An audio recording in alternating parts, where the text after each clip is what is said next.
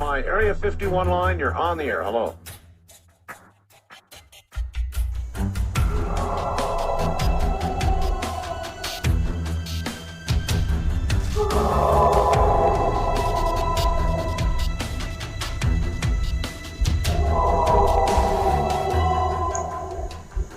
Welcome to the Blondes and Booze Paranormal Podcast, where what you've known as reality will be shattered by the truth. Krista and Brandi will lift the veil from your eyes, revealing what has either been hidden or denied you for eons.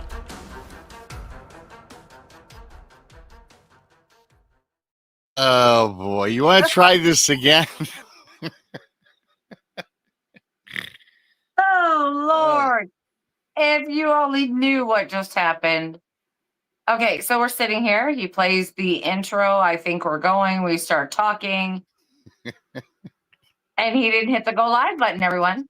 So we were just talking to nobody. The air. We were practicing. We were talking to absolutely nobody. Absolutely nobody. So now we started here at 8:21. Fashionably late. I can't. It's yeah. Brandi's like, there's nobody in the chat. I'm like, well, I never hit go live because your setup is a little different than mine, just a little. I'm lucky. Hey, Brandi, I'm lucky. I happened to look in the corner and it said go live, and I said we ain't live. Can you imagine doing a whole show not going live? It'd have been all for naught. I know. I sat there and I was like, you mean you didn't go live? You played the intro. It killed my mic. It did the whole 9 yards. Mine clicks on. See, mine is a little different when I hit go live or when I hit the intro. Yeah. When it's done, it goes live automatically. Oh. So I had to click on. I haven't done that in a long time. I don't even know how that.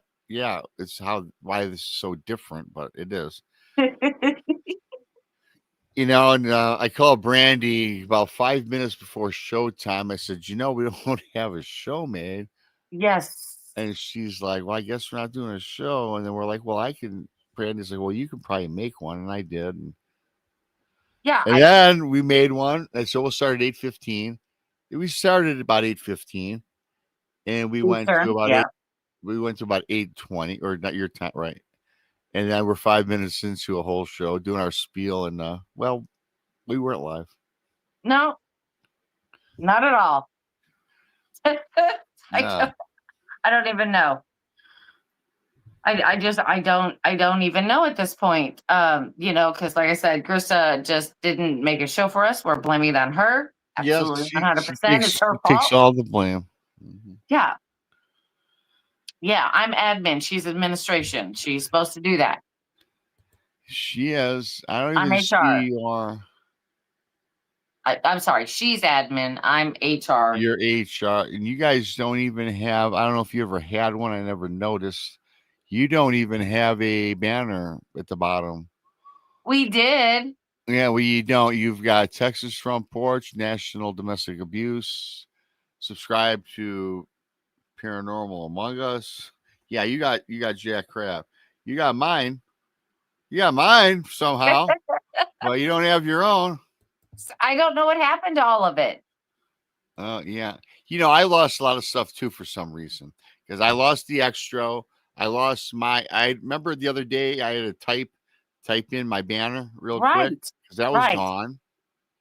Some of the cool photos I had are gone that I like to share once in a while on the shows. They're gone. I don't get it. Yeah, I don't know. It's odd. You just need to make one for us really quick that says Super Chat's open. Yes, the Super Chat is open. Everybody, and you also can become booze members. Yeah, the Booze Club. I'm gonna make up a quick banner. Yeah, the Booze Club. Is it called the Booze Club? Yeah. Right. You gotta love it. I mean, we're not as cool as being a pirate or anything. No, the Booze Club is nice. Yeah. Join the Booze Club. join the Booze Club today. Yeah, if you haven't figured it out, we are totally winging this from scratch. from scratch. We had nothing. That's why we got started late. That's why we didn't even know we were alive. Yeah, we thought we were alive like two idiots. Yeah, Yeah, but he's in there. So what's up with the hat? And well, I mean, did you want to like show off Texas like I always have Texas hat on? I thought, well, I will tell you a story. Josh Turner sent me 3 hats, 2 Detroit Lions hats, and he sent me a Texas hat. And I said, I just got home literally not too long ago. And as you know, my washing machine is broken. Yes. And I'm getting that repaired Tuesday. And all my bandanas need to be washed. So I said, well, Brandi will probably sport the Texas hat. Yes, always. Yeah, it's usually that or So I said, Salem or something. Yeah, so I decided that I was going to, excuse me, I got to look at this real quick. So I decided to match up with you and because I knew you always wear Texas. So I'm sporting Texas today. There you go. There you go. And it's, and I'm not dissing my home state. It's not what it is. These hats are comfortable. Yeah. And I am very particular about my hats. They have to be comfortable. They have to, fit just right so they don't give me headaches. Yes. And T-Bone. T-Bone. T-Bone rocks. Yeah, always. So, but I got 2 Buc-ee's hats when I was in Texas. They're from Buc-ee's. And that's the ones I got. And I love them. I'm just stuck with them. So I guess I need to be on the hunt for more hats. You know what I'm going to do? I'm going to send you a Lions hat. Okay. You are from Michigan, That's right. I am. Yeah. I am. I was born and raised in Michigan. Yes. Yeah. And I'm not a big hat wearer. In fact, if you were to meet me on the street, I don't sport bandanas as a daily wardrobe decision. This kind of evolved, over the years. Right. And of course, everybody was telling me because at the conference, I wore bandanas throughout a lot of it. Then I just went with my all natural, and people said, "Rob, you look naked without your bandana." You look naked. Naked. Oh, really? So I mixed it up a little bit, and I really don't wear hats, but I must tell you, the hats that Josh got me, this one fits perfectly. In fact, the Lions hats I like better because they're Lions, but this one is perfect. Right. And of course, so I actually put it on like 2 minutes ago. Well, there you go. And the style of hats I like are more of the baseball type hat. Yeah. The material has to be soft. I can't have any of the hard material with a super, rough bill, like it's just, if it's stuffed up, hey. Mine are a little bit rigid. What I do when I do buy a hat, because I do like collecting them, I will buy the form-fitted ones without the clip thing in the back. It's just the form fit. Yeah. It's very soft. Yes. Very plush on your head. Yes. And the bill, you can form it easily. Yes. I have one of that. That is my, my that one. And it's a form-fitting one, and it doesn't have the thing in the back. I have the exact same hat. Yes. That's the ones I like to buy. Yeah. I love those. I love those too. Only thing is you have to wear the ponytail down low or no ponytail at all. Because you don't have the little loop hole in the back to stick it out of. Right. Yeah. Right. But I mean, I love my hats. Like I said, I am very particular about them. Yeah, you got that and the gray Texas hat. Those are I got two this favorites. one, and and I do have the one Buc-ee's hat that I did buy. Oh, I like that one. I've never seen you in that one, but yeah. Yeah, it's a hard color.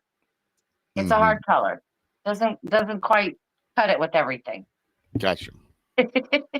What was that, tan or a brown? It's like a beige. Beige. Darker beige. Yeah, here. Ah, gotcha. See, I don't like the back of the hat like that. That's not my favorite. For a girl, I get it with your ponytail. Yeah. So. But the truckers hats, no. I don't do truckers hats at all. What's the trucker's hat? A trucker's hat it's got the mesh in the back and it's got a really high top on it. Oh, I hate those. I don't like any mesh hats. I don't like the mesh hat at all. I like cloth, cotton. Exactly. Not the It's mesh. got to be soft. Got to be soft on the head. Don't give you headaches. No. Yeah. But anyway, so but I can't believe we started the show that way. I cannot believe it. Either. I'm looking at the clock. Okay, we're almost done with the show. We just started. No. We're almost done. We just started. We won't keep everybody too much longer than what we normally do because there are other podcasters that we're friends with that we make sure we stay out of their way. We just got a late start. That's it.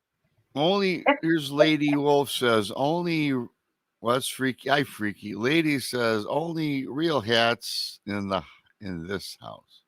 That's right. That's right, lady. Only real hats in this house. That's right. That's right. Got to have the real hat. Yeah, because if I can't mold it, I don't want it. You got to be able to mold the hat. Yeah, I'm not a flat bill girl. I don't like those flat bills. I think it looks like a duck. Yes, in fact, the flat bill, I don't wear those. And I bought one on accident. I will say this: I didn't buy it. It was given to me a year ago, and I got to tell you, it was a cool hat, and I really enjoy the look of it. But man, it was flat, and you cannot mold the brim. Yeah, it's super big. Like it's super big. Yeah, and you look like and it's big on your head. It dwarfs your head. Mm-hmm. I can't do that. Right. But I don't have a big head. Well, no. It'll make it look funny. Yeah, and you would look. Yeah, I'm just picturing it now in my head. Yeah, I must tell you, Brandi. I think I told you this anyway. We'll just play around with it here on air. I enjoyed driving around with you for a couple hours.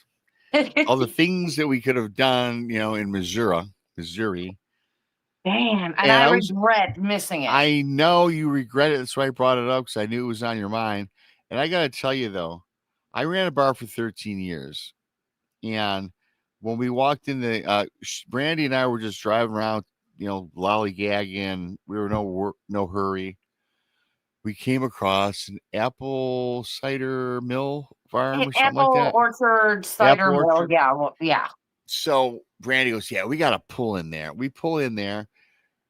And all these people are walking around with these frozen apple drink concoctions. Brandi's like, yeah, we got to get us a couple of those. So we go in. And of course, when we got inside, both of the machines were empty and they said they're remaking the product. And immediately in my mind, as a bar owner and knowing this experience from what I did, you got two of these little machines. You've got maybe 100 people here, and it's kind of. I mean, it wasn't a large facility, but it was not small. It was average. Right. Two machines, Brandi. When I owned a bar, I had two machines, and I never got the traffic that they should get. My bar capacity was 129 people at one time. And my machine would run out because I had one machine. I only ran the machine in the summer. In the summertime, we had margaritas and we had strawberry daiquiris.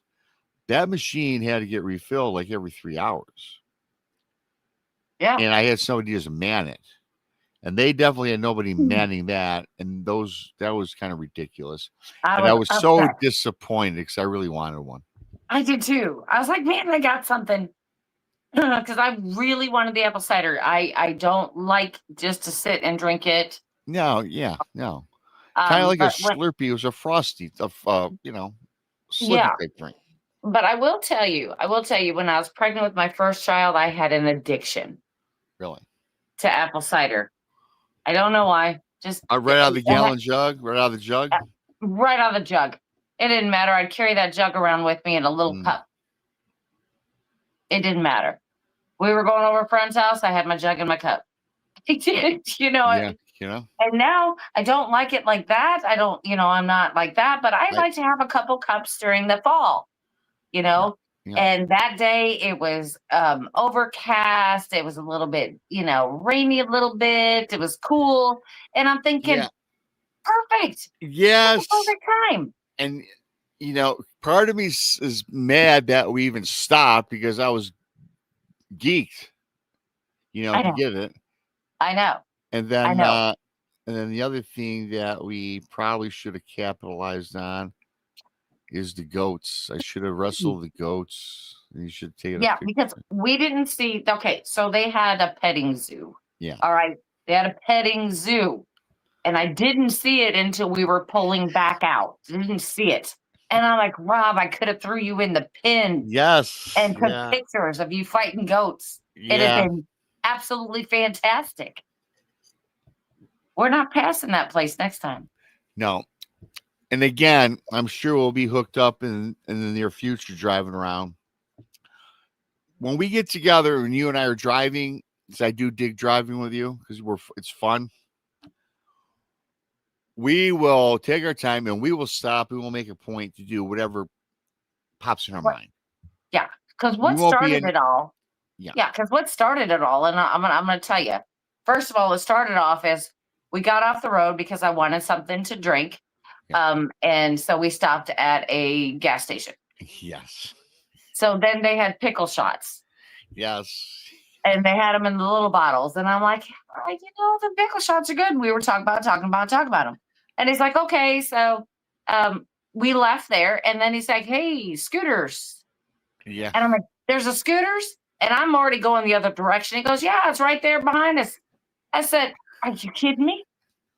Scooters is like Starbucks, but I like it so much better than Starbucks. So I missed that. I was upset that I missed Scooters. Okay. So then we're driving down the road. And then I'm like, the next Casey's we see, we're going to stop and we're going to get us some pickle shots. Yeah. Just, one each. So he could try it because, of course, BMR has never tried a pickle shot. Never. So I'm like, we'll try a pickle shot. Being a bar owner, I've never tried a pickle shot. Right. And you know what's crazy, really quickly, what's crazy, we don't sell alcohol in gas stations where I live. See? Shots. Yeah. Yeah. See? And then I said, the next gas station we see, like that one, we'll stop and we'll get one. Yeah. The next 70 miles, ladies and gentlemen, we didn't see a one. Didn't find anything. Couldn't find another gas station like that. And they're well known all over the South. It was just stupid. So he couldn't get those, right? So then we pulled off again to go on the 2-lane road. Okay. Pulled off again. Seen another scooters. Guess what? The traffic was so bad and it was sitting there right on the corner, with all the traffic going around. I missed the second scooters. I couldn't get to it. Yep. And I was upset again. Yep. So that's when we traveled, about 20 miles and we found this apple orchard. Yes. Then they didn't have my frozen apple cider thingies that I wanted to try because everybody was walking around with one and I couldn't get one. I was upset. So I really should have just stopped, turned around, parked again, and threw you in with the goats because I think that would have made up for all of it. You would have made up for all of it. I think so. I think so. I am so mad about that. I was thinking about that today before the show. I was like, dang it. Dang it. That's all right. There'll be another time. There will be another time. But it's a learning experience. Now we know when we go somewhere, we stop, we do our thing, we make the purchase, we roll. That's right. Without hesitation. That's right. You just have to ride with me because I will stop. That's fine. Yeah, I'm not one of these guys. I like to do. First time I've ever been there in my life. I like sightseeing. Right. I'm not in a hurry. BMR is kind of laid back, man. I will roll with the flow and I will check out 50 stops on our way to our destination. As long as they're interesting. Well, as long as they're interesting, of course. Yeah, right. I'm not going to stop into a dry cleaner. That Bobby. We're was so upset. I was like, man, I got nothing. Got Absolutely nothing, nothing. Rando. Nothing. Nothing. And I went to the conference, no kidding. I went to the conference and I had cash in my pocket, which is not normal, right? Right. I came home with cash in my pocket. You're like, damn, I got cash on me after getting home. Yeah, I know. I was You like, made what out is okay. happening? I was Well, like, what is happening well, that's here? a good. That's a good thing. It's just a good thing that I I tell you saved up what. that money. I tell you what, Brandi. I will say this. I don't know about you, and I know you didn't really go out to eat and stuff like that. And Yeah, no. we talked about it. Yeah. But I will tell you, when I first got into that hillbilly bar with the music, Yeah. when I first walked in, it was so loud, and we're all sober. And we didn't get drunk at this bar anyways. But when we walked in, it was so loud. I'm like, man, what a shitty, crappy place. I didn't want to be in there because I know we're not going to throw down and have a good time. But I tell you, I had a beer or two, which is my tradition. I'm like, man, I'm kind of. Then I started warming up to me, like, I kind of like this place. But in the beginning, I hated it. I didn't want to be there. But then I kind of was thinking, man, I could hang here for a couple hours. But then we had Right. things to do. And we had to move on. But Right. I hate being on a time. I will never go on a cruise because I don't want an itinerary. Right. You know what I mean? Yes. Scheduled dinner, lunch, this, that, and the other. And it Yeah, seemed that's like if you want to go to a destination, let's just fly. Yes. Let's just get there and then have fun. That's right. I agree. Because I hate thinking that we're on a time restraint. Oh, we gotta be here. The whole conference was pretty much a time situation. 3:00 is this, 6:00 is this, dinner is this, hang out, go to the bathroom at this time. I mean, whatever. Everything was regimented. Right. I don't fly that way. Right. I mean, I can to appease the masses, but personally, no, I don't like it. Yeah. And see, I'm not a big going out to dinner person.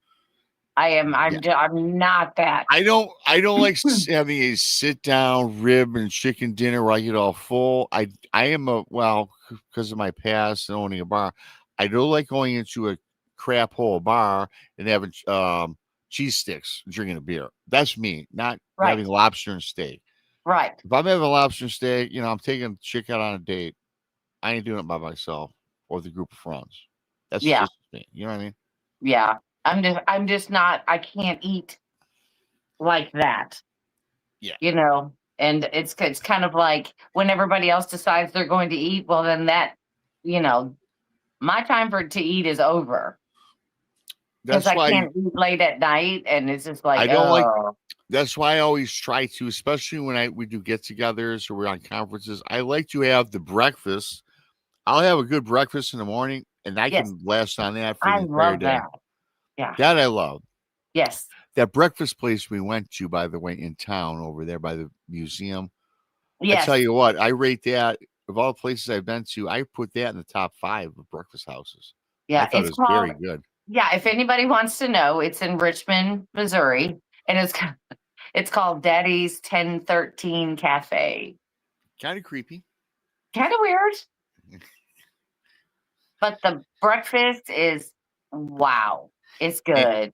And the most expensive thing on the menu was $12. Right. And I guarantee everybody listening and watching in chat room, hello everybody. I'm not chatting as Krista, so hello to everybody. Not ignoring you.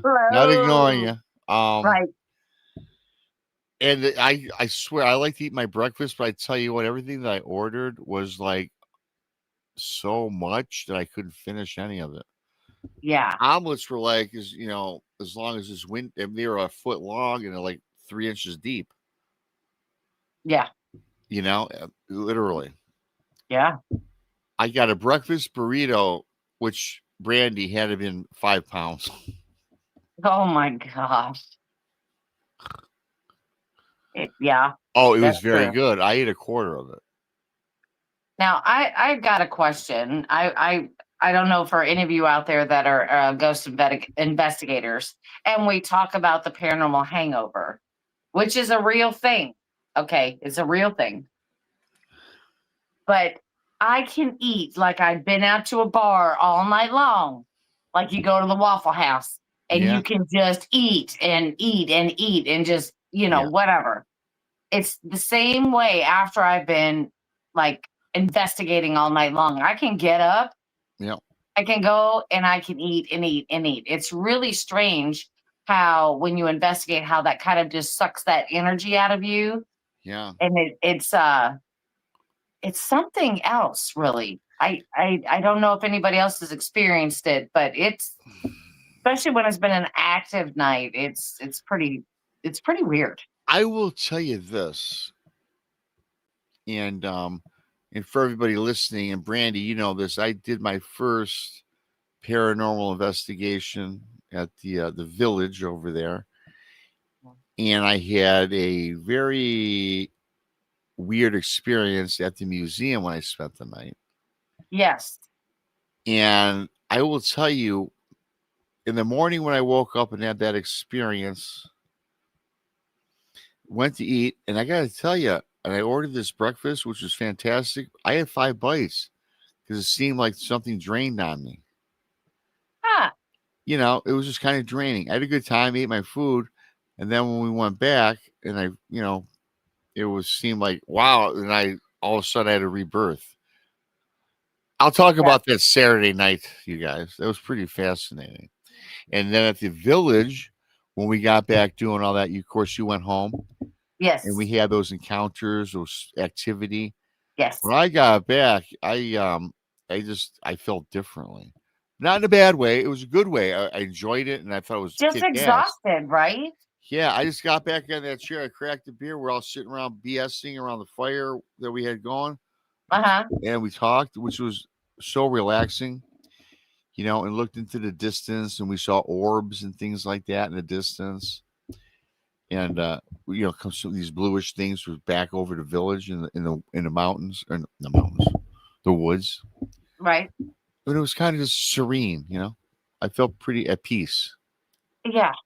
Yeah, but that's, it will take a toll on you, after everything that we've gone through. Yeah. Well, we all were exhausted. Yeah, we were all exhausted. And I would have stayed later, except we had all those storms rolling in. And if I didn't leave right then, I was going to run into some nasty stuff. And I ran into a little bit. I mean, I ran into some high winds that was pushing my vehicle and stuff around the road. And, but I mean, I said this maybe I did say this the other night, I'm not sure. But coming back, the way I normally come home, was shut down. They had it totally blocked off. Oh, I couldn't get back to the highway because I have 70 miles of 70 miles of 2-lane road, and then 70 miles of highway. And so when I was coming back, it shot me down this other road, and I'm like, maybe something's wrong with that particular road. Okay, fine. Well, it stuck me on that road, then another back road, and then another back road. And let me tell you, it got creepy, eerily creepy out there. Like it was dead silent. I don't know if it was because of the weather coming in or what was happening, but these roads I could only go 35 miles an hour on. Yeah. Because they were so windy. And there was no side of the road. It was like the road and then trees. The road, then trees. And I kept looking around, out there because I'm thinking, this is Bigfoot. This is Dogman. This is their environment. Yes. It's like I'm running through their house. Yeah. Late at night. And there's no other cars, and it's dark, and it's silent.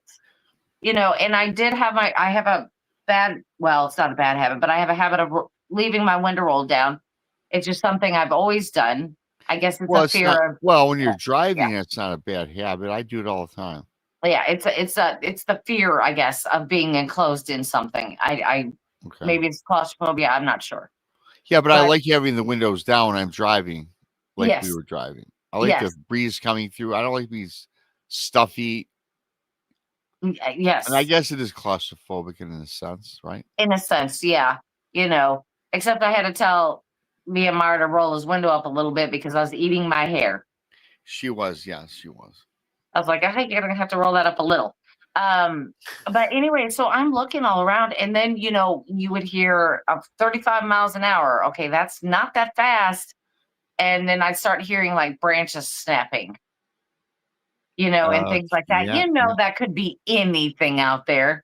But then you start getting that fear. That fear starts, like, okay, is something yeah, going to come busting out on the road? So I'm looking for eye shine.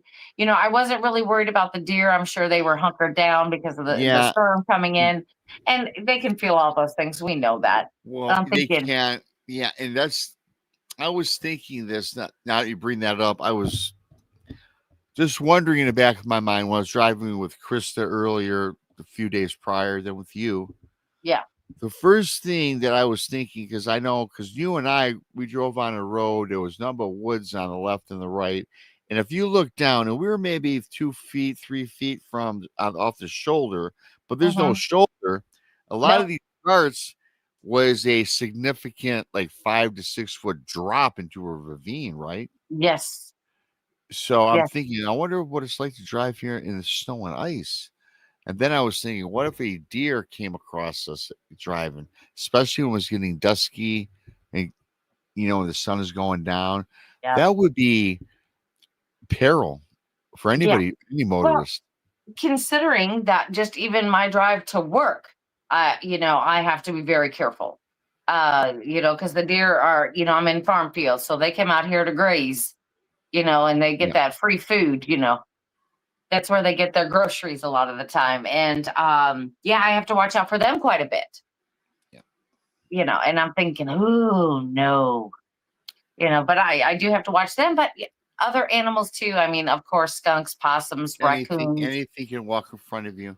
And anything can do it. I did want to ask you this. I noticed this with Krista because I drove with her for quite a bit when we came down from St. Louis, then with you for a couple hours.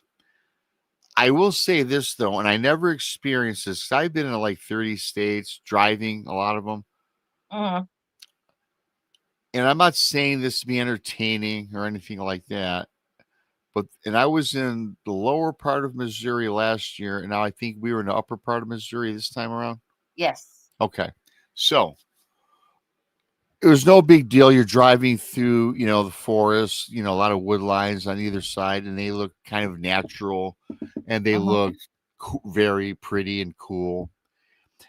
And let me ask you, and I'll talk about when I was driving with you, and it did happen with Krista too.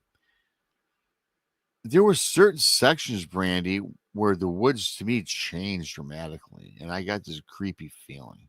Is that Yeah. just me, or did you feel that? Yeah. To me, we didn't go through the creepiest part. Yeah, The but creepiest, still, yeah. The creepiest part for me is going through the center of the state on these 2-lane roads. okay, If you drive from my area and you go up the center, you go straight up the center to our capital, right? yeah, That takes me about 5.5, 6 hours to drive just to the capital. And it's all those type of roads. And those are scary. But the yeah. creepiest part was the part I had to come home in That was on. creepy.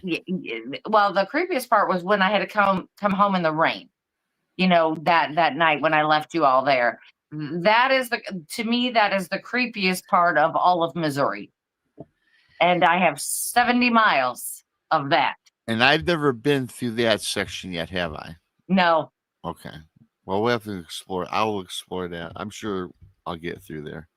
Yeah, it's some of it is you're like, whoa. I mean, am I ever going to reach a town? And like I said, the cryptid thoughts go right through your head. It's They do, like, yes, and that's kind of what I meant about the creepy. The natural, to me, again, I think that a lot of the terrain changed. A lot of the trees, the woods change. not dramatically, but just enough where I was like, this is like, yeah, Dogman area. Yeah, Bigfoot like area. you can feel the area. Yeah. It's not like you're just looking at it. You can Right. feel it. And like I said, that 70 miles that I have to drive right there, all the way to the village, is absolutely insane. Yes. Because you're just like, when is this ever going to end? You don't think it's ever going to end. And I again, anybody out there in chat or listening or anything like that, I don't know if you've ever felt that feeling very uneasy, like driving late at night. There's nobody else on the road. It's kind of like you get that feeling like you are not alone. Yes, I tell you what, this has nothing to do with cryptids being spooky, but I was driving to Chicago, Illinois, and I got into Chicago going toward Rockford, Illinois, and it started to rain. It was dusky, and it got very windy, and the most scared I ever was there was a tornado on the freeway Oh my goodness. bearing down, and I only seen it in the distance when a lightning flashed, and I seen this Yeah. big. I'm going to tell you, Brandi, I pulled on the side of the road, started praying.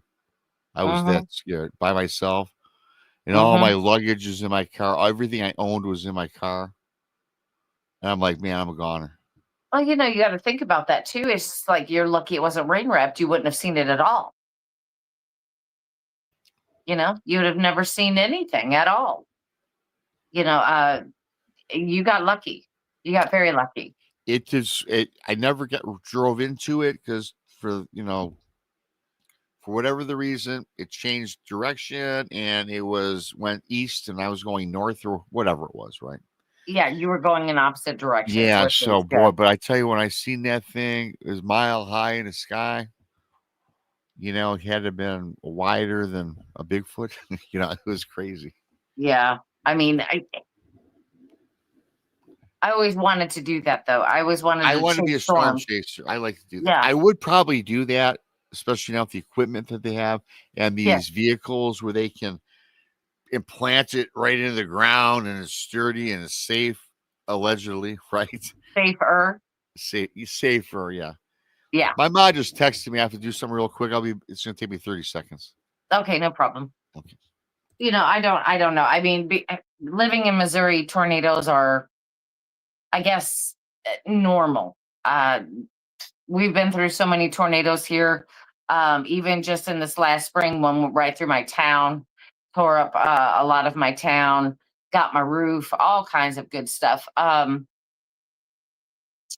don't know. I mean, I don't know. I wish I had that. I guess that sense like animals have, like they know when the pressure changes, what's going to happen, and they just know where to go and where to hide. And I'm just like, I wish I had that kind of feeling. I don't know. I don't know, but I'll tell you what though, driving home in those woods and having roads like that, and you have to go slow. I think that creeped me out a lot. That creeped me out more than sitting in a haunted building. Is to be out there by yourself, no other cars, having to drive slow because the roads are curvy, and you're constantly looking for eye shine. Yeah, I mean, and I wasn't looking just for deer eye shine or raccoon eye shine. I was looking for, the cryptids that inhabit, the Mark Twain National Forest. So I was basically looking for them. So I was looking up the trees a little bit, seeing if I could see anything out there. I did not see anything, which was good. But like I said, having that window down, and then every now and again you'd hear these branches snap and things start happening, and you get a little nervous because you're like, what's running out in front of me? So I got smart, about 30 miles into this drive, and I'm like, hey, I had my phone ready. So all I had to do was take my phone and put my phone on and snap a picture or run the video. That's all I had to do real quick. So I made sure on this trip when it started getting spooky that I did it, because you never know when something like that is going to happen, you know. Especially like if I'm ghost hunting or something like that, I know, I tell myself, have everything set before you walk in the place. And then, keep it running until you're well off from it, because everything that people have caught who are with me has been exactly just walking in somewhere or walking out, which is absolutely amazing. But on that trip, I did have my phone ready. I was ready to take some video automatically. I had it set. I was waiting, and I had the music off. I had, there was nothing else shining in my car except the lights inside my car. And then I had those dimmed. So if anything came out or I saw anything, that I'd be ready. Yeah. You're talking about video and things like that. And this just popped in my head. And I got to tell you what an honest guy I am. And this would have been so perfect for us, what we do. I Yes. was actually, it was just Target, right? Mhm. And I went in the electronics. I always look for electronics, for our shows, upgrade stuff. And I seen this 360 camera, 1480 high tech camera, and you can plug it into YouTube. So if you're out in the field, you click it on, it goes right to your channel, and you can just film. And it had like built-in sensors and like infrared and everything. And I need seen that. it, and it was like $1,942. I don't need that. But listen, But it was listen. out of the box, laying on a shelf, and I could have picked it up and put it in my pocket, and no one would have known. I could have Somebody took it out of the I could box. have swiped it. They went through all of the parameters. They clipped the sensor off of it, the band. They must have got spooked. They left it there. And I was looking at the boxes in the cabinet, and I just happened to glance to my left. It's sitting there. And I said, this is not right. And I looked, I picked it up. It was that damn camera. And I said, Rob, this is it's so small and compact. I could have slipped it in my pocket. No. So you know what good old BMR did? I went to the front counter. I said, look, this is sitting out. Someone's tried to steal this. I could have put it in my pocket, and I put it in my pocket like that. Right. And they said, oh my gosh, sir, thank you so much for being so honest. They gave me a $50 off of my bill at Target. Nice. Yeah. All right. That's nice. I know it's besides the point, but I tell you what, Brandi, I do have what I loved about the conference, if you don't mind. I got so many cool stories from people at the conference. Yes. That within the first half hour, this guy came up to me, doesn't come and chat, don't know his handle, don't know his name, introduce himself. I've been following you for 3 years. I got to tell you my Dogman encounter. And he told me this Dogman encounter, which was stupendous. And I'm like, oh my God, I was so enthralled. And then he left. He bought 2 of my books, this, that, and the other. And I said, and I was so humbled, how people follow us that we don't know, which is very cool. Yes. And the thing I kicked in my ass about was I didn't take notes, because that would have been a great story to share on one of our shows, right? Yeah. So about an hour or 2 later, this other guy comes up to me. Rob, his name is Dillian. I remember the name. It's unique. Very shy, very timid, very bashful man. And he goes, I've been following you guys, the Blondes and the Blues. He goes, I found texts too. He mentioned most all of us. Mm-hmm. He goes, can I tell you my I don't know what this was. I think maybe it was a Bigfoot. I go, well, yeah, I can tell me the story. He's very timid, and I could tell he was apprehensive. Mm-hmm. And I said, okay, start, you tell me, man. That's what I'm here for. Excuse me. He's okay, and he's talking very low, and he's kind of looking like this, like he didn't want anybody to hear him. I said, look, you came to the right guy.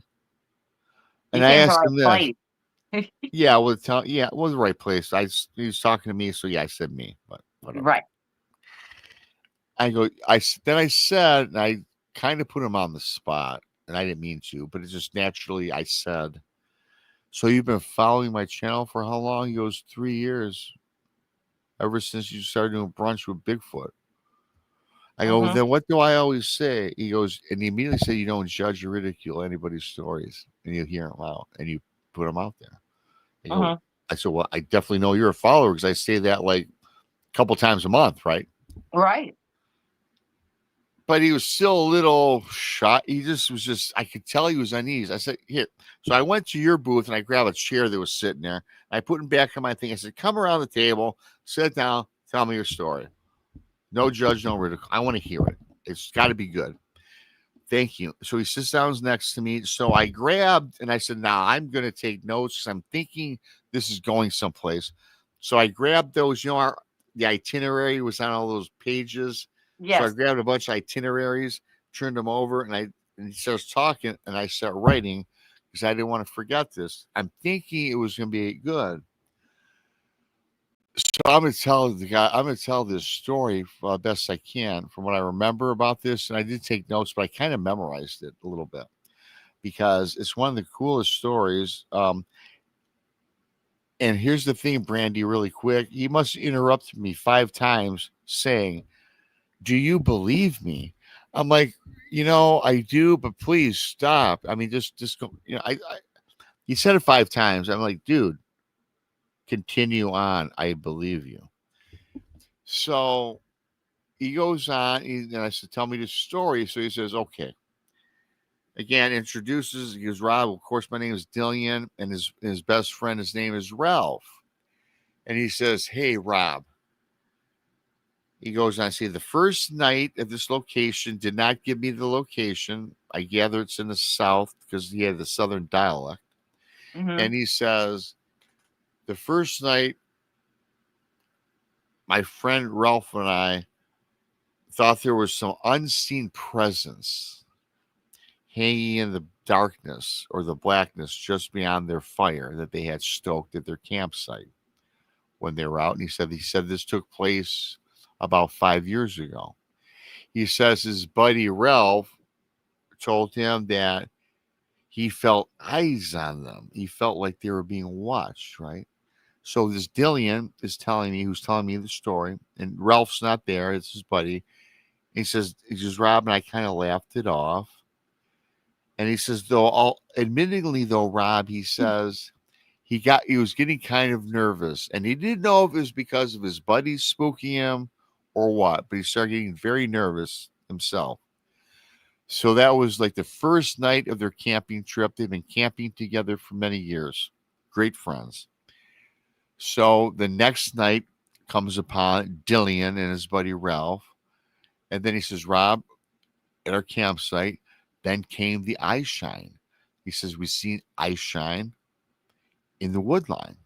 And he says, Rob, they were like twin ember-like in color, like reddish color, he says to me. And he says that they were glinting very low beneath the trees, hovering 3.5, 4 feet off the ground. And when he's telling me red eye shine, Brandi, as you well know, we've heard many stories, and when I hear red eye shine, I don't really associate that with Bigfoot because I don't hear many about Bigfoot with red eye shine. I hear mostly yellows, ambers, greens. Now the dog man, a different story, or something right, demonic. Something sinister. Something sinister. Great way to put it. Yes. So he says, Rob, and it seemed massive. And I said, well, what do you mean by massive? It was hovering off the ground. He goes, no, Rob, what I mean to tell you is this. Those glowing eyes, it stood up. It was 7 or 8 foot tall. 7 or 8 foot tall now, staring in at the camp. I'm like, holy cow. So, Brandi, I'm writing, and I have chicken scratch when I'm in a hurry and I'm trying to make eye contact with this guy and give him my full attention. Yeah. But I am like digging this story, and so I'm just like blah blah blah blah. I said, please forgive me, but I gotta capture all this. He goes, no problem. So he continues on. So his buddy Ralph looks to his buddy Dillian and says, hey, Dillian, man, I think that's just like a deer. And I'm thinking, okay, they ain't no deer. Not that tall, not with red eyes. Never heard of a deer with red eye shine, right? Mm. And then, but he said, yeah, Rob, you're right. Deer don't stand that tall. And also, he said the crazy thing is those red eyes kept blinking very fast. Boom, boom, boom, boom, boom, like fast, very eerily, very creepy. Oh, okay. Yeah, I'm like, oh boy, almost like a flashlight. He says, if you keep going on and off, right? Right. So he says, that's what happened the second night. I'm like, man, okay. So again, he stops, he pauses. Rob, you believe me, right? I go, I was starting to get a little irritated because I don't need to. I said, come on, man. Yeah, I believe you. Just, I'm cool. I'm cool. I don't know what else to tell you. Continue. Okay, Rob. And again, he's I'm very, like, yeah. feeble guy. He goes, okay, the third night comes around and he says, long after the fire started to burn down to the coals, he says, me and my buddy, we went back in our tent and we're lying very silent in the tent because they still had an ominous feeling this entire trip. And then as they're laying in their tent, he says, Brandi, and everyone listening, he says, sound began like soft footfalls, crunching like the pine needles in the leaves and the foliage around the tent. And they can hear it walking around the tent, whatever something's walking out there. He goes, hey, Rob, my buddy Dillian says his buddy Ralph pulls out his big old Bowie knife and he puts it across his chest, like this, right? And he says that they're both scared, they're both trembling because they don't know what this is, and his footfall and his bipedal, it sounded like two heavy legs, and then the softness got very deeper and very dense, very dramatic. He says, Rob, though, the steps were maybe 30 feet out from the perimeter, and they did not stop all night long. Circling on the outside perimeter of the tent all night long until sunrise. No. And he says, just before sunrise came the sound. He says it was a deep, chest rattling call. It rumbled and it turned into a scream. He says it was so powerful of a sound that the fabric of the walls of the tent that they were inside began to vibrate. Rob, he says, Ralph and I did not speak a word that night, nor did we sleep. So after he told me that, Brandi, it kind of reminded me back about what happened to me with the yell and the scream and the vibration that I felt. Right. So now I'm thinking I said, now I'll be honest with you, Brandi, and everyone listening. I'm thinking to myself, this guy has asked me if I believe him already 7 times. And if he watches my channel, he's certainly heard my story. So I begin to think maybe this guy just needs attention. That's what I started thinking, to be honest. But we continue on with the story, right? He continues on. He goes, it was the 4th night. He says, this is when this creature showed itself. He goes, his buddy, so Dillian goes on to say they built a huge fire this 4th night, bigger than ever because these guys are scared. Then I stopped him there, though, Brandi, and I says, I've got to ask you. You guys were like, this is not a good experience. You guys were scared for 3 days. Now you're on your 4th night. I said, why did you not skip Dodge? And I said, if I'm going to be honest with you, man, I'm getting the hell out of there. Right. He goes, Rob, whatever it was, I agree with you 1,000%, but there was something about this place that we were drawn to. He says, I cannot put my finger on it. Yeah. That's one of the things I wanted to talk to you about because I wanted to go. My buddy wanted to go, but it seems like we are held there against our will. Yeah. But then again, we all have free will, and then we go on to another tangent. So I'll leave it at that. Mm-hmm. So they built this big fire, and then he felt it odd because he says that the entire time in the forest, it was always active at night where you could hear the rustling about a smaller rodents. You could hear bustling about the natural sounds, yes, that nature provides. He goes, everything just went silent, man. Nothing, just nothing. Almost like he said you had like headphones on, like at the gun range, right? So he says, all of a sudden, in the back of this big roaring fire, something stepped into the glow in the back of the fire. He says, Rob, it's this towering silhouette. It had massive shoulders.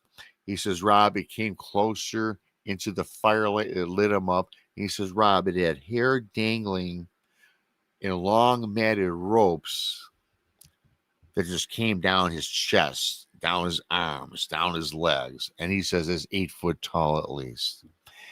And he says, Rob, I got to tell you something. He goes, remember I told you earlier about the ember eyes, the red, fiery eyes, eye shine? He goes, when I seen this thing, he says, I looked into its eyes. And he says, they weren't glowing red. They weren't yellow. They weren't red. They weren't blue. They weren't green. They were empty, dark sockets, and no eyeballs appeared. Just blackness, like a big hole where eyes should be. Dark and black. Dark and black. And then he says something very interesting. He says, oh, I gotta remember. He said, Rob, it was almost like the woods. It did not belong in the woods, but the woods belonged to it. And I got to tell you, that's a creepy statement if you break it down, because I have a lot of chance to think about what he said. There's something behind that. So anyway, this Dillian goes on to say that him and his buddies, their bodies locked. They couldn't move. They couldn't speak. He says his buddy Ralph tried to get up and run, but could not get up. His legs wouldn't allow him to run, which again reminded me of my encounter where I couldn't move either. So a lot of similarities here. Right.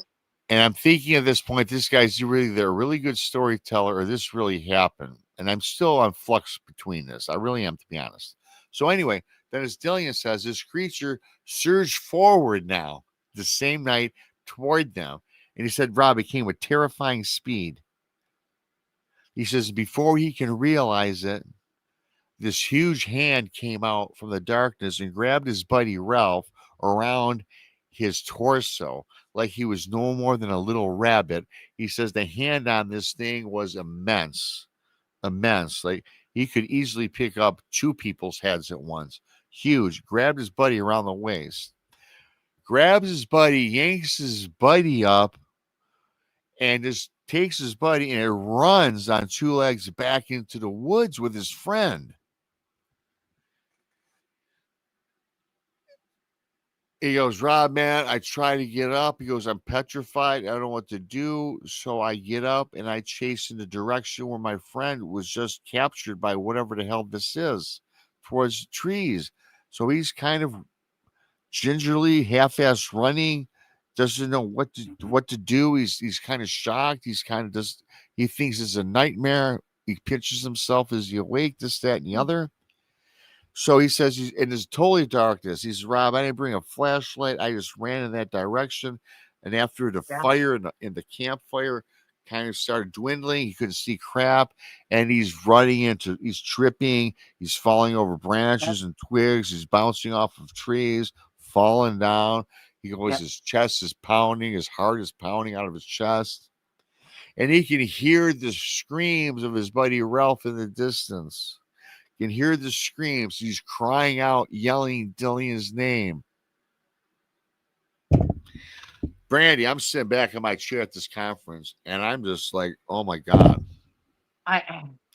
So he continues on. He says he hears the branches snapping. Then he hears guttural grunts in the distance of this creature, very similar to what they experienced the night before out in the woods. Then he said, Rob, all of a sudden, it all stopped. Dillian's cries were not heard. The grunting of this creature was not heard. The forest is deathly silent. Rob, man, Dillian says, I'm gasping for air. I don't know what is going on. I goes, I cannot imagine this. He goes, it was a nightmare, but I know I'm not dreaming. He goes, I fell asleep in the woods. Just passed out, exhausted. Yep. Sunshine is breaking. Daylight comes. Ralph gets up and he goes back in the direction where he last heard his buddy Dillian. He walks in that direction. He says, Rob, I walked 200, 300 yards, this, that, and the other. And there lays his buddy lying there. Approaches him. Thinks he's dead. Puts his hand. He's not moving. He's not awake. He puts his hand on his head. And he says he starts nuzzling his shoulders, trying to wake him up. And he goes, Robbie, I thought he was gone. Because after a couple of minutes, nothing, no response. Then his buddy Ralph woke up. Crying.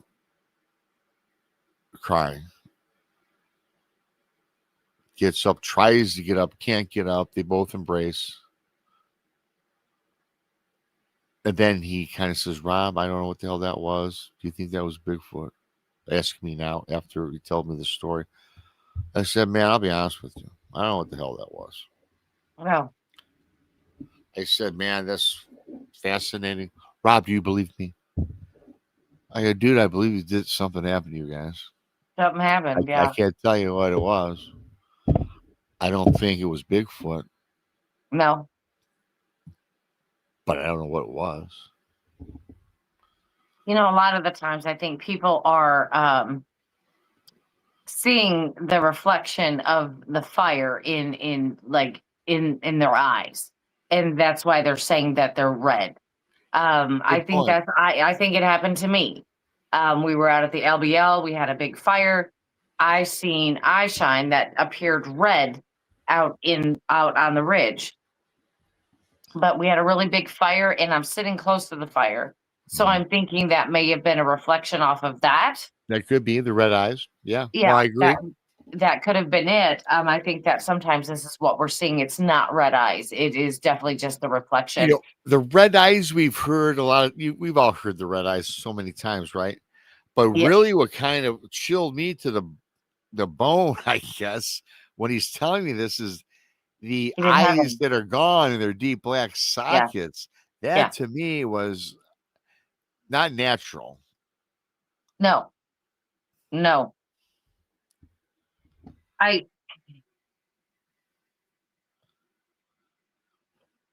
can't tell you what that was. I know you can't. I mean, I mean, how many Bigfoot encounters have you heard where they're like dreadlocks, like they have dreadlocks?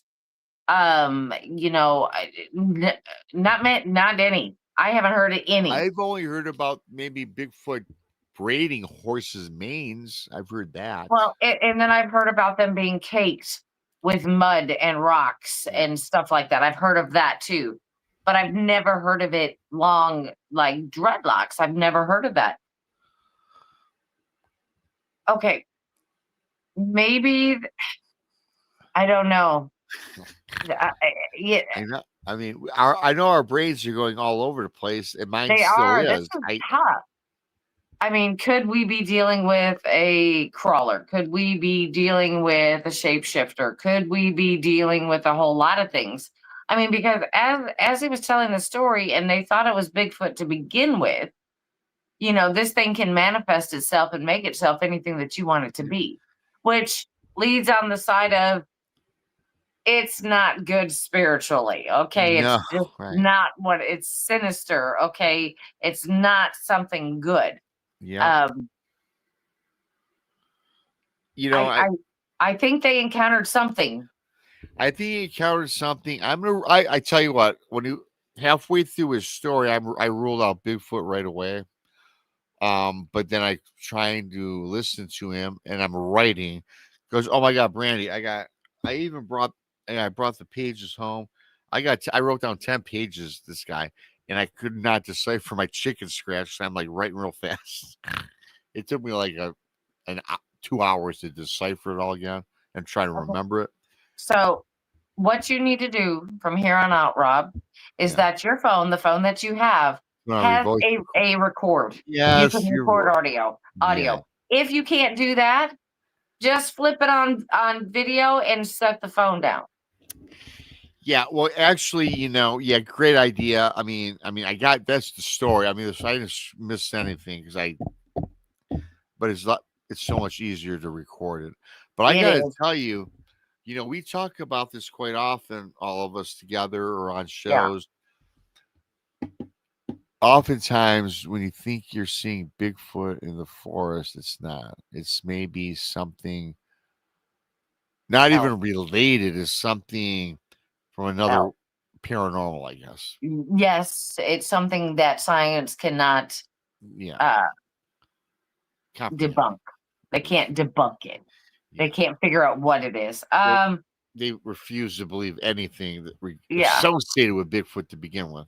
Yeah, because anytime anybody tells me that the Bigfoot had red eyes, I have to question that 100%. Yeah, that's what I was saying. I'm like, it's associated with Dogman. Dogman, certainly, it's associated with Mothman. Mothman has red eyes. Yeah. Most reports I've heard or stories I've heard, right? Right. Dogman, red eyes, never.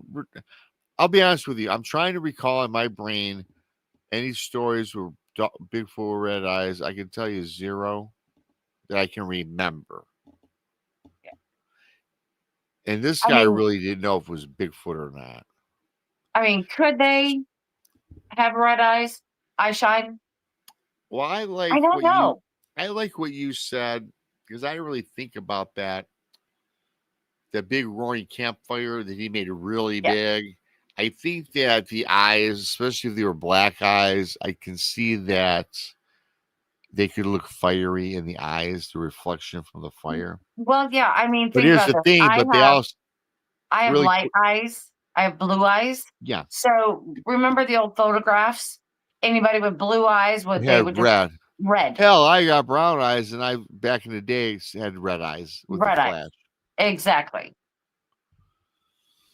It's something to look into. It's really something to look into because honestly, if something has red eyes, I'm not going near it. I don't know. I don't want to know what it is. Me either. And I tell you what, though, and the one thing though, I like your analogy of the fire. Yeah. But the previous day or two, whenever it was, I forget now. From the forest, from the wood line, they saw the red eyes. And that was like far away. I mean, I don't think that was a reflection from the fire. Or could it be? I don't know. A play of light. I don't know, especially if they're looking through the fire at it. You know what I mean? Even if they're looking over it, if that fire is in front of them and they're looking at it. I could see red percent. Yeah, I don't know. I didn't ask them the positioning. I didn't ask if they moved up and walked away from the fire and looked. So that's always a possibility. I think it was something one of the we need to we have to come up with a better word than demonic or evil too. Those words are so like creepy. The red eyes I associate with some sinister. I like sinister. In fact, Brandi, you know what I'm doing? Because I'll forget. I'm writing sinister. I like that word. Sinister. Yeah. Sinister. I'm gonna make a sticky note. Put it somewhere. Sinister is a good word. Because not everything's associated with the devil or the demons. No. By all means, no. I mean, shapeshifter. Sinister. Right. Shapeshifter is sinister. Yeah, but shapeshifters, as we know, can have red eyeshine. Have that appearance. Yeah. Because as they're trying to mimic whatever they're trying to mimic, it's close, but when you walk up on it, then you see all the differences. You know that it's just not quite right. And like I said, the red eyeshine, I don't know. I mean, like I said, I've seen red eyeshine, but well, let me ask you this, Brandi. I have to question it. Is it really red? Well, let me ask you this. In your experiences since little girl up till today, Have you ever seen red eye shine, natural red eye shine in the forest of a fox No, or a wolf? no, absolutely not. Okay. And used to be a hunter. I'm not anymore, but I used to be a hunter. Never encountered anything with red eye shine.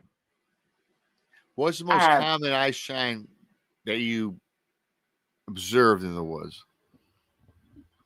It would be kind of like a yellowy orange or possibly a blue, depending on what I'm looking at. Or I think you're about right. I think yellow and opaque, even, or a bright white is the most common. Yeah, that too. That too. I'll get the blue every now and again. It just all depends. Do you know? Depends. Funny you mentioned that. Do you know? I was just told not too long ago that we've all experienced these orbs. Do you know? I was told that the blue orb is sinister. How do you know? Is my question. How do you know? How do you know? I mean, I don't know. I mean, I've seen all different colors. I was someone told me that. I don't know if I believe them or not. But we've talked about other things before, and it's like, how do you know that when you hear a ghost speak, that is actually a child speaking, or it's actually your relative speaking? It sounds like them, but how do you know it is them? That is the biggest problem that I have with the paranormal. That's what the scariest thing is because you're not sure. You're not absolutely 100% sure. Oh, that was my grandpa, or that was so and so. And then when children appear to me, I am scared. I think children. Okay, correct me if I'm wrong. I would think that this is my first thoughts. If a child appeared to me, I get scared. I think it's not the real child. I think it's something evil. Sinister. We would like to think in in our faith and in our Christian faith that God would take all the innocents. He would take them, and it's fine, and they wouldn't be left here in whatever you would call this earthly realm. Okay. So that's my belief. So when a child appears to me, I get really nervous because I'm thinking, why would this child appear to me? Because they shouldn't be here, because they're still in the age of their innocence. So I agree. That makes perfect sense to me. But could a child get lost? Yes. I believe so. I believe 100% that it could happen. Especially if it were something tragic. They're trying to find their mom or their dad or their family members. They're trying to find their family. They're trying to find their loved ones, and they just didn't go in the direction that they should have. Do I believe that maybe once in a while that they do get left here? Yes. But I also would like to believe that they're taken because of they're under the age of puberty and all as well. And but that's just me. Now, like I said, that is just my opinion. Everybody else could have a different opinion. So I'm very leery of when somebody starts talking about a child. I caught on audio several times in one location, and it was in a hospital, an abandoned hospital, that I caught. You could hear this child not giggling, laughing, or all this stuff, but you can hear it moving stuff and playing stuff. And you know how, like, little children, when they get like out of breath and they're really like dramatic about it, and they're like, as they're pushing stuff around and they're doing stuff. I heard that. And it did not sound like an adult by any means. Did not sound like an adult at all. That scared me. Out of anything, that scared me. Because for number one, I don't want a child to be left. Yeah. I don't want a child to be left. But on the other hand, is it a child? Or is it something, because it's a hospital, is it something that somebody brought in? You know what's creepy? I don't know.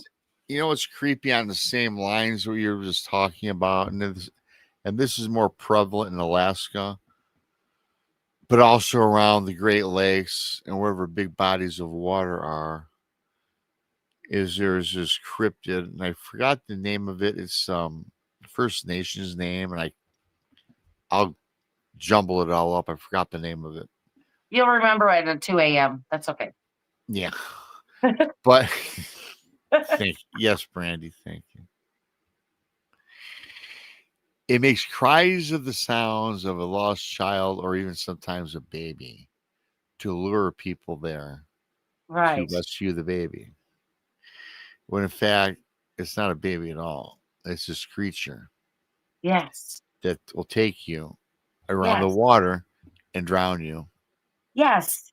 And take you to the bottom of the ocean or the lakes. See, they know what they're doing when it comes to children. If I hear a child, if I walk out my back door and I hear a child screaming or crying, I'm running in that direction to save it or find out what's going on. And I'm not even thinking twice. That's me right now. If after the show, some kid's crying, I'm gonna go check it out. You will too, probably. Yeah, but I'll be on the phone, 911. You'll have your phone in your hand with that 911 ready, hit send. I'm not getting caught up in that. Heck, But no. I will tell you this though about me, though, Brandi. If I'm in the woods, especially by myself, and I hear that in the woods, oh boy, I don't know what I would do.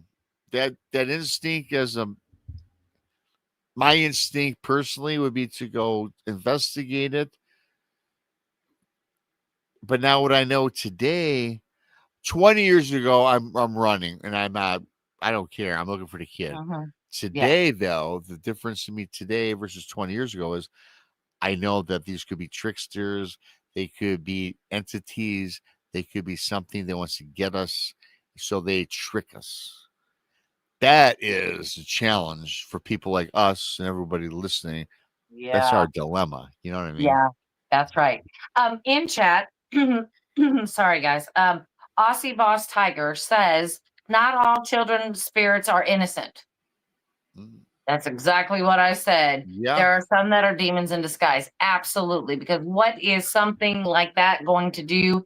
It is going to appeal to our human nature. It is going to appeal to children and older people. And I'm going to say old people. Let's just say old people and children. Yeah. That's the ones that are going to appear to us because they seem less threatening when they want to get involved. Listen, Perfectly I will tell you what. I will say right now to everybody listening, I'm not this guy, but if I was a sinister person and I want to capture somebody for whatever the reason, I am posing as a child or an old person. That's what I'm doing because that's the easiest bait to fall for. Yes. Yes. Yep. Absolutely 100%. Yeah. Mm-hmm. So, yeah, I mean, you are absolutely right when you say that. That's why I'm super leery when a child appears, because that's the last thing I want to see. I'm serious. It's the last thing I want to see. I don't want to see that. It happens, but I'm never sure of what exactly it is. And so I just kind of steer clear of it and I just leave it alone. It's not my job. Just like these, my job. it's not. And just like these folks that fall for these black-eyed kids. Exactly. They take the appearance of children. Yeah. So you'll put your guard down. Yes. Now, but you can't send two burly guys in. With big old muscles and 250 pounds. You can't send those guys in there because you're not getting in my house. I'm sorry. No. You get two. You could, but you're going to do it the hard way. You get two 10-year-olds, a boy and a girl, brother and sister. Apparently, the thing about the black-eyed kids, which would spook me out. Thank God I've never experienced this. They are creepy looking on the onset. Pale white skin with black eyes. I mean, I'm not. And they always ask you to invite. They always ask, and for everybody listening, by the way, and Brandi, you know this. If somebody asks permission to enter your home, that's a red flag, and you say no. Yes, no. It is no. It is no. Do not give up permission. Do not give up permission. But always remember, you can revoke it. You can revoke the Once you invitation. agreed, though, if you agreed to invite someone in, you can If revoke I it. say, hey, welcome in, I can always say, you have to go. I don't want you here now. You can revoke it. Isn't that harder, though, once they're It is. inside your dwelling? Absolutely. Absolutely. But you can revoke your invitation. It Mm. is a little more difficult, but It can once you be do done. that, yeah, once you revoke it, you can start the whole cleansing process. Yeah, and it makes it a lot easier because now they know they're not welcome. So everything that you do to cleanse will be that much stronger. You know what I mean? But Raleigh you Ron, can't you really can't quickly, go ahead. I just want to ask Raleigh Ron, what can two small kids do? What if they need help? Well, we're talking about the black eyed kids, which are not kids. No, we're not They're sure what they they're are. on the side of the sinister. They're on the sinister side. They're Yes, sinister. the dark side. They're on the Yes, dark side, Raleigh. yes. Um, and I'm not sure what they are. We don't Yeah. know. We don't know if they're cryptid. We don't know if they're alien. We don't know what they We don't are. know what they are. They're a No. mystery. Because I have several people, not personal people, I should say. I've got one black eyed kid story I've gotten since I've been doing this. And I know a buddy, not a buddy, an acquaintance through YouTube that has a black eyed kid story where it was raining late one night and these two young kids came up to him in a storm and wanted access to his vehicle. And up the road, a car was in a wreck, and the kids told the driver that the mom and the dad was driving them, and they got hit the car, and they needed immediate help. And Mhm. so the guy got out of his car in the rain with these two young kids, and these kids were draped in hoodies. So, but you could tell they were small kids, 10 years old, 12 years old, whatever. Right. And they escorted him to mom and dad's vehicle. Well, and mom and dad's vehicle was upended on a tree. He gets in, opens the car door, and guess what, Brandy? There's no adults in the car. Nobody. Right.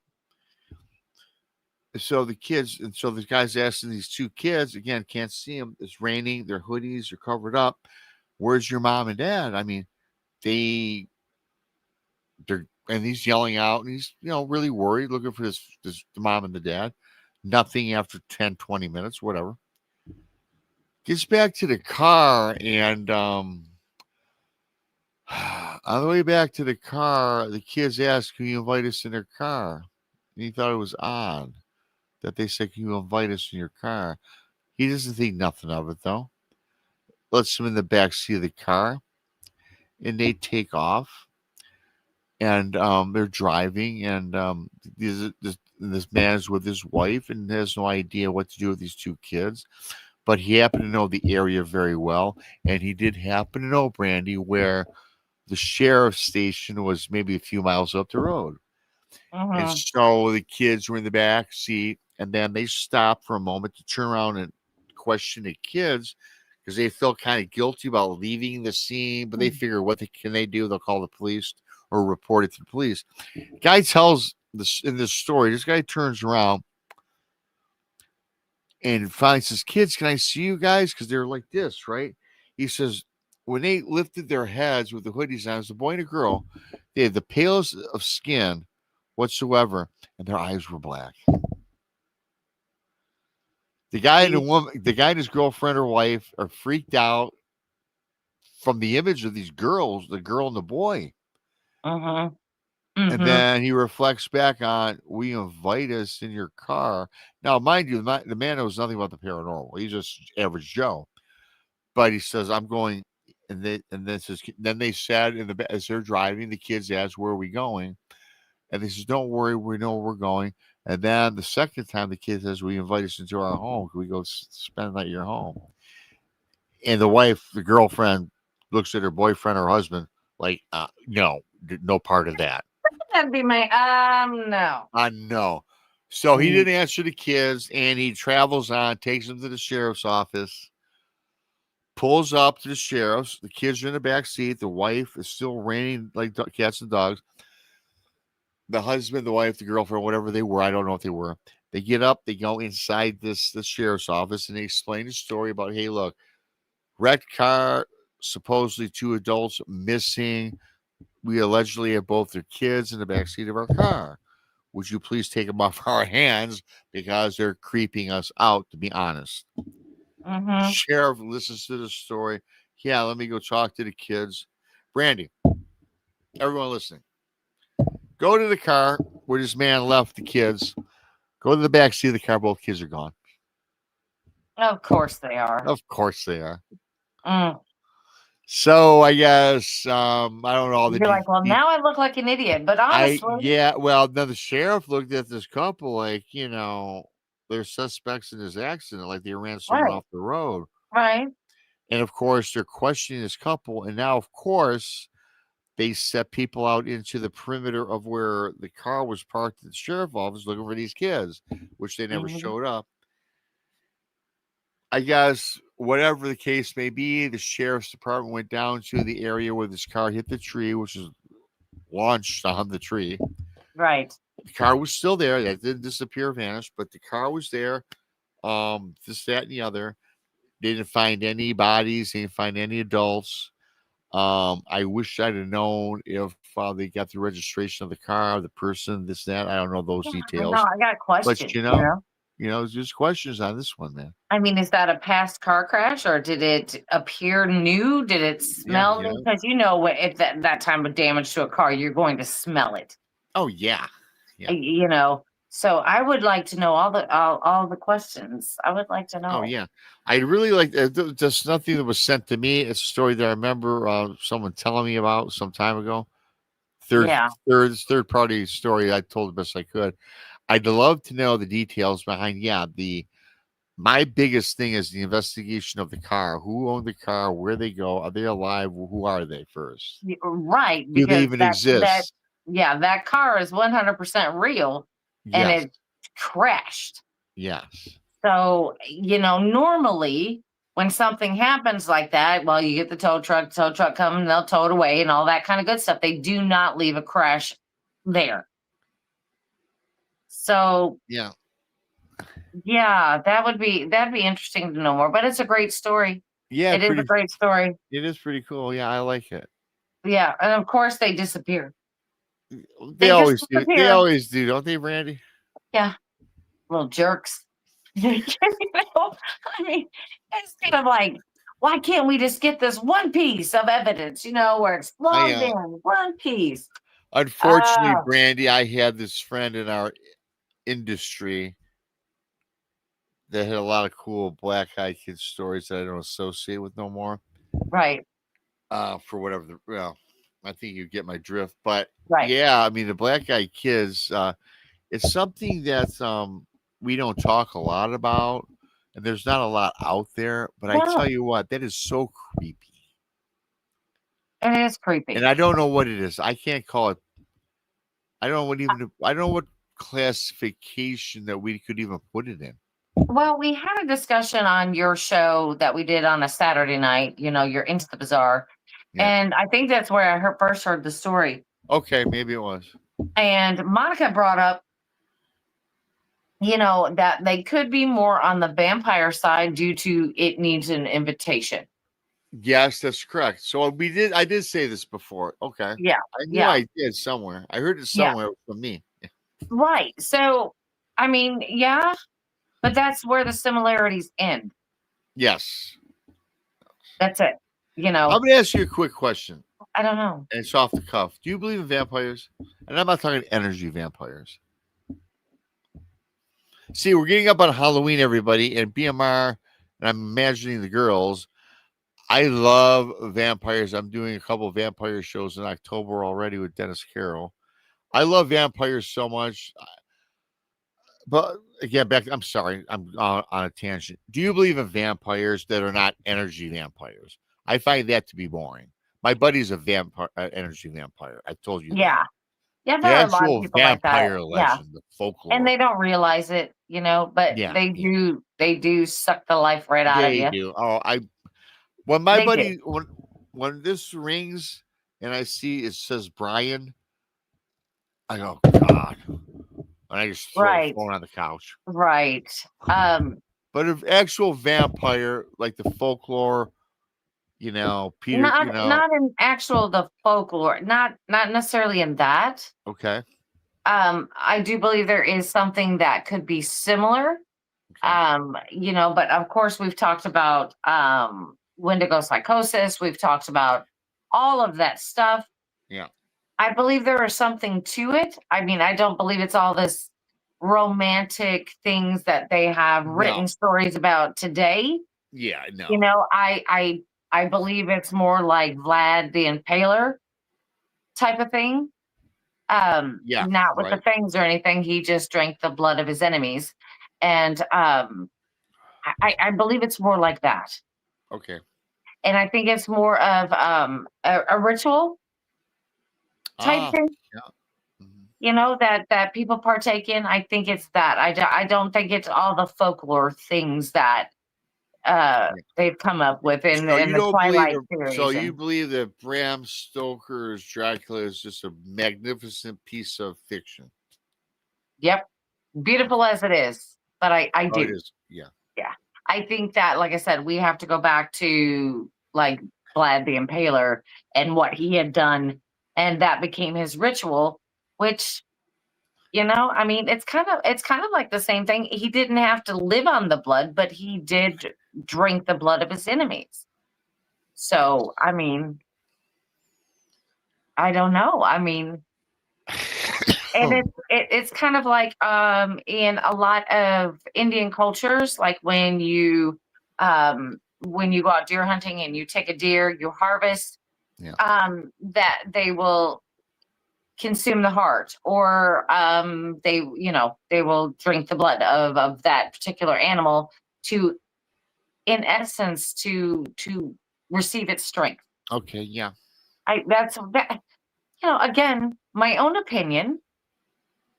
But when Oh we yeah, sit sure. around and you talk about this stuff day in and day out, and that's Yeah. it's your life to talk about the creepy stuff. You just Yeah. come up with all these deep, theories. Well, we get into deep thought and Yes, theories and discussion. yes, 20 years ago, I couldn't imagine saying that I thought vampires were real, but now I don't totally abolish it. And the thing is, the more that we do these shows and talk about this stuff, the more reality there is. And I will say this, though, folklore always stems from the truth. if it's this big, it's still the truth. And the thing about the truth is this with folklore, that much truth I'll buy. But over centuries, guess where my fingers are going to end up going? Yeah, exactly. And people Way, add way. on. So you have to disseminate from the Right. make believe versus the actual incident and facts that Exactly. happened back then, right? Exactly. So, I mean, take it as you want. I mean, everybody, Yeah, hey, I'm absolutely. always welcome to new opinions. I'll tell you Well, that, yeah. because there are things that I have no clue, and I'm hoping that one day that somebody will come up with that answer for me, honestly, or I at do least give too. me something reasonable to hang on to. I want to hang on to it. And the one thing I don't ever want, Brandi, as I know we're getting up shit, we've gone good show. Yeah. I don't think I ever want Bigfoot proven or Dogman and these things because number one, for me, it would just deflate me because I love the mystery. It would our shows would go off the air. Absolutely not. We'll just change subjects. There's so many things out there that are unexplained. We will just change. I don't want Bigfoot ever being proven. I want it to be the mystery. That's what I'm trying to say. Yeah, we'll always have the jackalope and the chupacabra. You know what I mean? Jackalope and chupacabra, the We'll always have black-eyed that. kid. We'll always have the black-eyed kids. We'll have Deer Yeah, and the Man. snipe. We'll Don't have forget Goat that. Man. We'll have And the Goat snipe. Man. Goat I was Man. going to wrestle Goat Man in Missouri, everybody, but we missed out on it. I know. I should have turned around, threw you in the pin. It should have. Okay. Well, with that being said, we're at the end of the show, folks. We're glad you joined us tonight. I mean, I love the stories, Rob. Always love the stories. They're fantastic. Oh, thanks, yeah. But we need to get you a recorder. Yes, to well, carry around remind with me you. for the next conference because I got to tell you, I got reams of notes. That guy was like the best. I mean, and no offense to anybody that's listening that you told me. And there was 2 other ones that I wrote down too. And Sometimes this other guy, sometimes it I takes a had good another story storyteller. about Yeah. a guy of a werewolf in his family's orchard that was picking apples out of the apple tree. Oh my goodness. Yeah, that was kind of creepy, weird. That is weird though. Yeah, Why would yeah. yeah, he told me that too, and he was deadpan honest. I mean, I didn't sense anything. We believed it. But here's the thing: we all have experiences. Yes. We've all seen things. What Yeah. it is exactly might not be what we think, but it is something that Exactly. happened to you, That's right. and you That's can never right. take that away from anybody. That's right. Cool. So I mean, Thanks, like I said, everybody. we believe you. We We believe believe you. everybody. We believe you Yep. saw something. We've had strange things too, and yeah, we believe We you. all have. That's the cool thing about our group. We've all experienced the paranormal and the cryptid stuff. So we all are, like 2 peas in a pod. That's right. That's right. So I We're guess a bunch of peas in a pod. I have to end the show, Brando. Yes. But So we have no extra. we have no extra. So all we can do is say goodbye. Well, all we can say is goodbye. Goodbye, everybody. Oh, Bye. Saturday night. Well, Paranormal Paul's on at 9 tomorrow. I'll be Saturday night with Brandi. No, Paranormal Paul will be on at 7 p.m. Central. Donnie Cho is on at 8:30 p.m. Central. And then, of course, you come on at 10 p.m. Central. Yes, and I'll be with all the girls, and we're talking about our weird experience, and Brian Bowden, too. Oh, yeah. And Paranormal Paul. So, yeah, we got about 6 of us. Monica's taking the night off. She likes only 4 people on the panel, and I said, yeah, take the night off. We'll be talking about our weird experiences at the museum and at Emmaus. How do you say that? Emmaus? Emmaus. Emmaus Village. There'll be a crew of us talking about that. A different special edition of The Late Show. With that said, thanks. Everybody subscribe to the Blondes and Booze Paranormal Podcast. BMR. We're out. Love you. Bye.